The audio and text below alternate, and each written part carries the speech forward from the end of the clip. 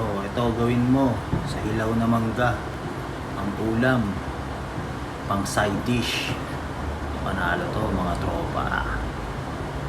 Kain natin yung mangga. Mas pino, mas masarap. Wag lang masyadong parang giniling na.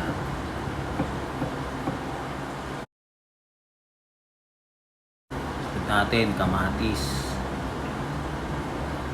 Ganun lang din ang hiwa. Parehas lang. Parehasin mo lang.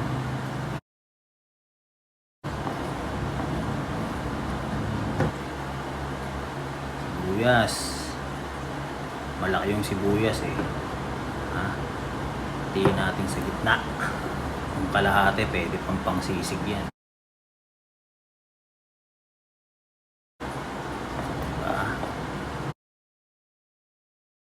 Anghang. Mas solid pagka labuyo talaga. Wala akong labuyo ngayon eh. Tas patis. Halo. Solid yan mga tropa.